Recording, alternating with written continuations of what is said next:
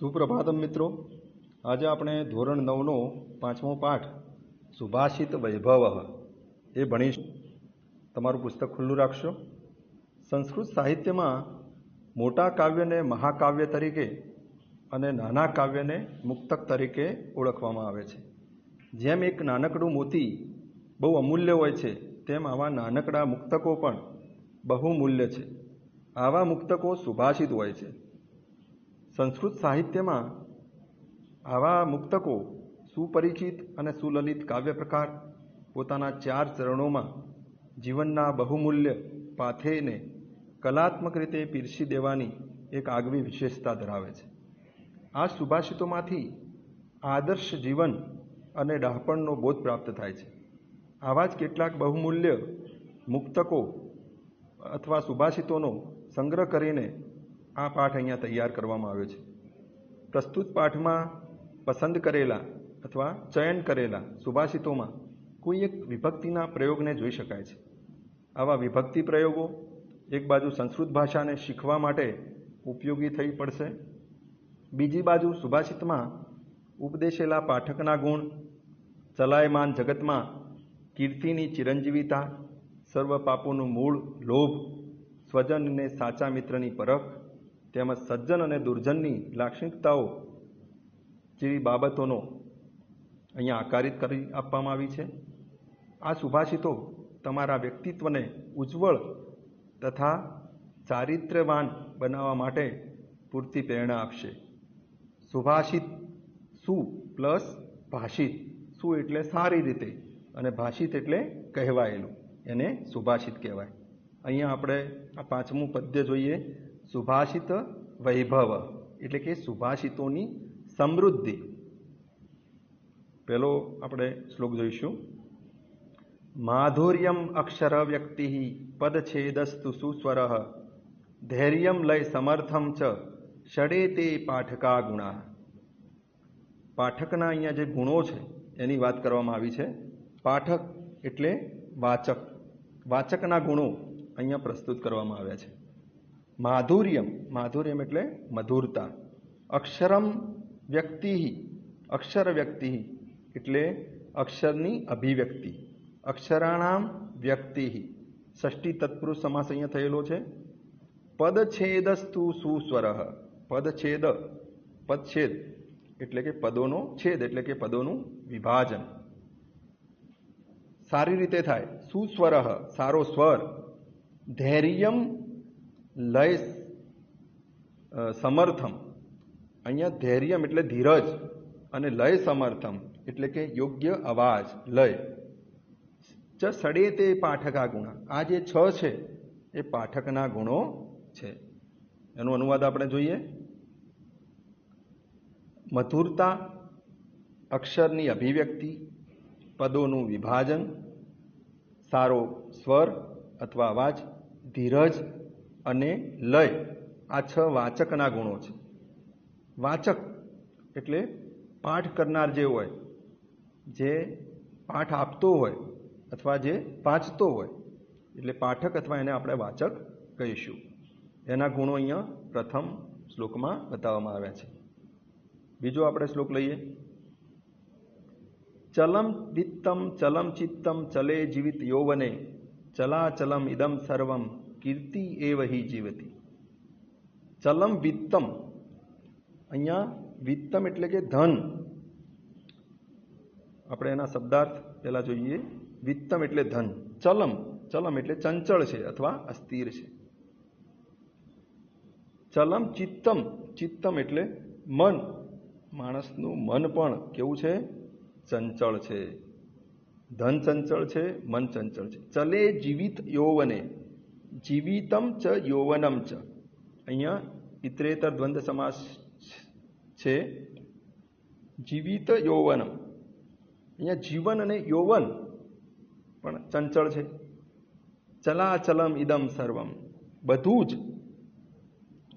અસ્થિર અને ચંચળ ને અચંચળ છે, એટલે કે કંઈ પણ વસ્તુ સ્થિર નથી. કીર્તિ એવ હિ જીવતી, કીર્તિ એટલે માણસની કીર્તિ, યશ. હિ જીવતી, જીવતી એટલે જીવે છે. તો આનું અનુવાદ આપણે જોઈએ. ધન ચંચળ છે, મન ચંચળ છે, જીવન અને યુવાની પણ ચંચળ છે. ચલાચલમ ઇદમ સર્વમ, આ બધું જ આવજા કરનારું છે, ચલ અને અચલ. કીર્તિ એવ હિ જીવતી સર્વમ, જેની પાસે કીર્તિ છે તે જ જીવે છે. આવું આ બીજા અહીંયા સુભાષિતમાં શ્લોકમાં કહેવામાં આવ્યું છે કે માણસની કીર્તિ છે એ જ સ્થાયી રહે છે. ધન, માણસનું મન, જીવન અને યૌવન બધું જ અહીંયા કહેવાય છે કે કાયમી માટેનું હોતું નથી. માત્ર માણસની જે પ્રખ્યાત માણસ બને છે સારા કાર્યો વડે, જે એને કીર્તિ પ્રાપ્ત થાય છે, તે જ એનું સાચું જીવન છે, એવું આ બીજા સુભાષિતમાં કહેવામાં આવ્યું છે. આપણે ત્રીજો અહીંયા સુભાષિત જોઈએ. મક્ષિકાહ વ્રણમ ઇચ્છન્તિ, ધનમ ઇચ્છન્તિ પાર્થિવાહ, નીચાહ કલમ ઇચ્છન્તિ, શાંતિમ ઇચ્છતિ સાધવ. અહીંયા મક્ષિકા, મક્ષિકા એટલે માખીઓ, વ્રણમ, વ્રણમ એટલે ઘા અથવા જખમ, ઇચ્છન્તિ એટલે કે ઈચ્છે છે, માખીઓ ઘા ઈચ્છે છે. ધનમ ઇચ્છન્તિ પાર્થિવાહ, ધનમ, ધનમ એટલે ધન, ઇચ્છન્તિ, ઇચ્છન્તિ અહીંયા વર્તમાન કાળ અન્ય પુરુષ બહુવચનનું રૂપ બનેલું છે. અન્ય પુરુષ એટલે કે ત્રીજો પુરુષ. પાર્થિવહ, અહીંયા પાર્થિવાહ એટલે રાજાઓ. નીચાહ કલહમ ઇચ્છન્તિ, અહીંયા નીચા શબ્દ છે, નીચા એટલે હીન પ્રકારના લોકો, એટલા માટે એમના માટે નીચાહ શબ્દ વપરાયો છે. કલહમ, કલહમ એટલે ઝઘડો, કંકાશ, કલહ, કલહમ ઇચ્છન્તિ. તો જે હીન પ્રકારના માણસો હોય છે ઝઘડો ઈચ્છે છે. શાંતિમ ઇચ્છન્તિ સાધવ, જે સાધવ એટલે કે સજ્જન પુરુષો અથવા સત્પુરુષો એ શાંતિ ઈચ્છે છે. આપણે અનુવાદ જોઈએ ત્રીજા સુભાષિતનો. માખીઓ જખમ ઈચ્છે છે, માખીઓ જખમ ઈચ્છે છે. રાજાઓ પૈસા ઈચ્છે છે, ધનમ. અને નીચ પ્રકારના માણસો અથવા હીન વૃત્તિના માણસો ઝઘડો ઈચ્છે છે. સજ્જનો શાંતિ ઈચ્છે છે. તો આ સુભાષિતમાં સુંદર વાત કરી કે સજ્જનોની જે પ્રકૃતિ હોય છે એ મહાન પ્રકૃતિ હોય છે, એમને કોઈ સ્વાર્થ હોતો નથી અને હંમેશા સજ્જનો શાંતિ ઈચ્છતા હોય છે. ચોથું સુભાષિત આપણે જોઈએ. ગાવો ગંધેન પશ્યંતી, વેદેહિ પશ્યંતી બ્રાહ્મણાઃ, ચારેહિ પશ્યંતી રાજાન ચ અશ્રુભ્યો ઇતરે જનાઃ. અહીંયા દરેકની પ્રકૃતિની વાત કરવામાં આવી છે. ગાવહ એટલે કે ગાયો, ગાયો જે ઓકારાંત પુલ્લિંગ, અહીંયા ગો, ગાવહ, ગાવ શબ્દ આપેલો છે, પ્રથમા બહુવચન છે, ગો શબ્દ. ગંધેન પશ્યંતી, અહીંયા ગાય હોય છે તે ગંધેન, ગંધ, ગંધ વડે, ગંધ વડે પશ્યંતી એટલે કે જુએ છે. અહીંયા એને ગંધ દ્વારા એને ખબર પડતી હોય છે, એટલે એવું કહે છે કે ગાયો ગંધ વડે જુએ છે. વેદેહિ પશ્યંતી બ્રાહ્મણા, બ્રાહ્મણા એટલે બ્રાહ્મણો. વેદેહિ, વેદે એટલે ચાર વેદ જે છે, ઋગ્વેદ, યજુર્વેદ, સામવેદ, અથર્વવેદ. પશ્યંતી, પશ્ય ધાતુ છે, પશ્ય એટલે જોવું અને પશ્યંતી એટલે જુએ છે. અહીંયા પશ્યંતી, પશ્ય ધાતુ, વર્તમાન કાળ અન્ય પુરુષ બહુવચનનું રૂપ અહીંયા આપેલું છે, પશ્યંતી. ચારેહિ પશ્યંતી રાજાનઃ, અહીંયા રાજાઓ, રાજાનઃ એટલે રાજાઓ. ચારેહિ એટલે પોતાના ગુપ્તચરો વડે અથવા જાસૂસો, ચારેહિ શબ્દનો અર્થ થાય છે જાસૂસો. રાજાઓ જાસૂસો વડે જુએ છે. ચ અશ્રુભ્યામ ઇતરે જનાઃ, પોતાની આંખો વડે બીજા માણસો એટલે કે સામાન્ય માણસો ચક્ષુભ્યામ પોતાની આંખો વડે જુએ છે. તો અહીં દરેકની પ્રકૃતિની વાત કરવામાં આવી છે. જેમ કે ગાય એ સુગંધ વડે પારખે છે અથવા જુએ છે, એવું અહીંયા કહ્યું છે. બ્રાહ્મણો વિદ્વાન હોય છે, વેદોના જ્ઞાતા હોય છે, એટલે વેદો દ્વારા એ બીજાને ચકાસતા હોય છે અથવા વેદો દ્વારા એમના જ્ઞાન દ્વારા બીજાની ચકાસણી થાય છે. રાજાઓ જાસૂસો રાખે છે ચારે, અને એ જાસૂસો દ્વારા પોતે રાજ્યની માહિતી મેળવે છે. એટલે એમના દ્વારા, જાસૂસો એ એમની આંખો હોય છે, એમના દ્વારા એ બધી માહિતી મેળવે છે. એટલે એવું કહેવામાં આવ્યું છે. ઇતરે જના, સામાન્ય માણસ બે આંખ વડે જુએ છે. એ તો લગભગ બધા જ માણસો પોતાની બે આંખો વડે જોતા હોય છે. પેલા જે ત્રણની વાત કરી એ એમની વિશેષ પ્રકૃતિ છે, એમનું વિશેષ એવું જ્ઞાન છે. ચોથો શ્લોક આપણે સુભાષિત અહીંયા આપણે જોયું. હવે આપણે જોઈએ પાંચમું સુભાષિત. દરિદ્રાય ધનમ દેયમ, દરિદ્રાય ધનમ દેયમ જ્ઞાનમ દેયમ જડાય ચ, પિપાસિતાય પાનીયમ શુદ્ધિતાય ચ ભોજનમ. દરિદ્રાય એટલે અહીંયા ચોથી વિભક્તિ છે, ગરીબને માટે, એટલે કે ગરીબને દાન આપવું. ધનમ, ધનમ એટલે દાન. જ્ઞાનમ દેયમ જડાય છે, જ્ઞાનમ જ્ઞાન આપવું, દા ધાતુ છે. જડાય, જડાય એટલે કે જે જડ માણસ છે, મૂર્ખ છે, અજ્ઞાની છે, એને શું આપવું? જ્ઞાન આપવું. જ્ઞાનમ દેયમ એટલે આપવું. પિપાસિતાય પાનીયમ, પિપાસિતાય જે તરસ્યો છે, જેને તરસ લાગી છે, એને પાણી આપવું. અને ક્ષુધિતાય ચ ભોજનમ, અને ભૂખ્યો માણસ હોય એને ભોજન આપવું જોઈએ. અહીંયા સુંદર વાત કરવામાં આવી છે કે જેની જે ઈચ્છા હોય એને એ વસ્તુ આપવી. ગરીબ છે એને ધન આપવું જોઈએ, અને મૂર્ખ છે એને સૌ પ્રથમ શાની જરૂરિયાત છે? જ્ઞાનની. જ્ઞાન વિશે એવું કહેવાય છે કે નહીં જ્ઞાનેન સદશમ પવિત્રમ ઇહ વિદ્યતે. જ્ઞાન જેવું પવિત્ર બીજું કંઈ અહીં છે નહીં. એટલે અજ્ઞાનીને તો સૌ પ્રથમ આપણે એને, અજ્ઞાની એટલે કે જડ માણસને જ્ઞાન આપવું જોઈએ. જેને તરસ લાગી છે એને જ્ઞાન આપવાથી કશું નહીં થાય. પિપાસિતાય પાનીયમ, તરસાને પાણી આપવું જોઈએ. અને જે ભૂખ્યો છે ક્ષુધિતાય ચ ભોજનમ, અને જે ભૂખ્યા માણસને ક્ષુધિતાય એટલે ભૂખ્યો એને ભોજન કરાવવું જોઈએ. સુંદર વાત કરવામાં આવી છે અહીંયા. છઠ્ઠું સુભાષિત આપણે જોઈએ. લોભાત ક્રોધ પ્રભવતી. લોભાત એટલે કે લોભથી, અહીંયા લોભાત એ પંચમી વિભક્તિ છે. ક્રોધ પ્રભવતી, ક્રોધ ઉત્પન્ન થાય છે. લોભથી ક્રોધ ઉત્પન્ન થાય છે. લોભાત કામ પ્રજાયતે, અને લોભ વડે કામ એટલે કે કામ વાસના અથવા ઈચ્છાઓ અનેક પ્રકારની, પ્રજાયતે, પ્રજા એટલે કે જન્મે છે, ઉત્પન્ન થાય છે, જન્મે છે. લોભાન મોહચ્ય નાશચ્ય, લોભથી મોહ અને નાશ થાય છે. લોભી માણસનું હંમેશા પતન થાય છે, નાશ થાય છે. આપણે વધુ ને વધુ મેળવવાની ઈચ્છામાં આપણે ક્રોધ કરીએ છીએ, અને ક્રોધના કારણે અનેક ઈચ્છાઓ જન્મે છે.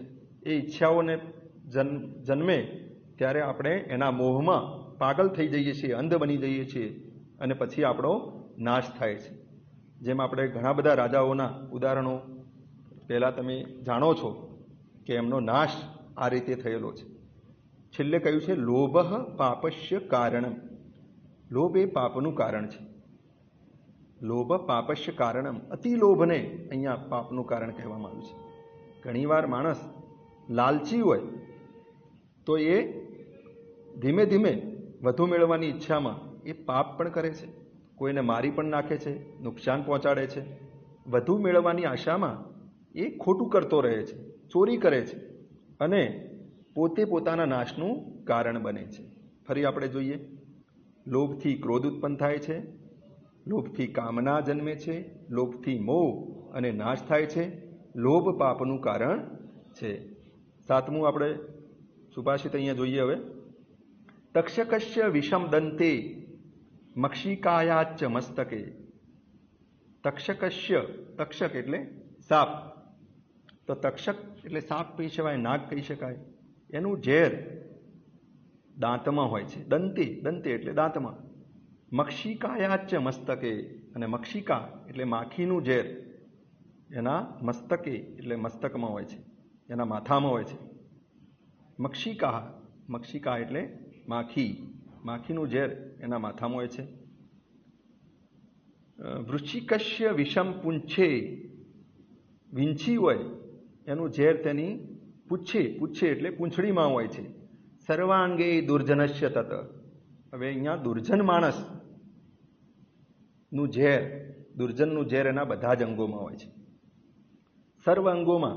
અહીંયા દુર્જનની વાત કરવામાં આવી છે કે જે માત્ર જંતુઓ છે એમનું જે ઝેર હોય છે એ એક જ અંગમાં હોય છે. જ્યારે દુર્જન માણસથી સાવધાન રહેવું જોઈએ. એના સમગ્ર શરીરમાં દુર્જનતા વ્યાપેલી હોય છે અને બીજાને નુકસાન પહોંચાડતો હોય છે. આ રીતે અહીંયા દુર્જન વિશેની પણ વાત કરવામાં આવી છે. દરેકની વિશેષતા છે. ફરી આપણે એનું અનુવાદ જોઈએ. તક્ષક એટલે કે સાપ, એનું ઝેર દાંતમાં હોય છે અને માખીનું ઝેર તેના માથામાં હોય છે. વિંસીનું ઝેર તેની પૂંછડીમાં હોય છે અને દુર્જનનું ઝેર તેના બધા અંગોમાં હોય છે. છેલ્લું સુભાષિત આપણે જોઈએ. ઉત્સવે વ્યસને ચેવ દુર્ભિક્ષેશ શત્રુ વિપ્લવે રાજદ્વારે સ્મશાને ચ યહ તિષ્ઠતી સ બાંધવ. અહીંયા બાંધવ એટલે કે આપણો ભાઈ કોણ છે? ઉત્સવે, ઉત્સવ વખતે. ચેવ દુર્ભિક્ષી, દુર્ભિક્ષી એટલે સંકટમાં અથવા દુકાળમાં. શત્રુ વિપ્લવે, શત્રુઓ સાથેના યુદ્ધમાં. રાજદ્વારે એટલે કે રાજ દરબારમાં. અને સ્મશાને ચ, અને સ્મશાનમાં આપણી સાથે જે ઊભો રહે છે. યહ તિષ્ઠતી, તિષ્ઠતી એટલે ઊભો રહે છે. સહ બાંધવ, બાંધવ એટલે ભાઈ. તે આપણો ભાઈ છે. અહીંયા ભાઈની વ્યાખ્યા કરી છે કે જે માણસ ઉત્સવ વખતે સંકટમાં, દુકાળમાં, શત્રુઓ સાથેના યુદ્ધમાં, રાજ દરબારમાં અને સ્મશાનમાં આપણી સાથે ઊભો હોય છે તે આપણો ભાઈ છે. હંમેશા કોઈ પણ માણસને તમે મુશ્કેલીમાં મદદરૂપ થાવ છો તે તમારું માણસ તરીકેનું, તમારા ભાઈ તરીકેનું અને મિત્ર તરીકેનું એ સારામાં સારું એક કર્તવ્ય છે. તો અહીંયા કે ભાઈ બંધુ કોણ? આપણો ભાઈ કોણ? તો આ રીતે જે મુશ્કેલીના સમયે, દુઃખમાં, સુખમાં, બધી જ પરિસ્થિતિમાં, શત્રુઓ સાથે યુદ્ધમાં, રાજ દરબારમાં રાજા પાસે જવાનું હોય ત્યારે પણ, અને સ્મશાન સુધી પણ જે છેલ્લે આપણી સાથે રહે છે તે આપણો સાચો ભાઈ છે, એવું અહીં સુભાષિતમાં સુંદર કહેવામાં આવ્યું છે. આપણે આ પાઠના પણ ગ્લોસરી, એનું અનુવાદ અને એક્સરસાઇઝ તમારે નોટબુકમાં બધાએ લખવાની છે. શુભમ ભવતુ. All the best.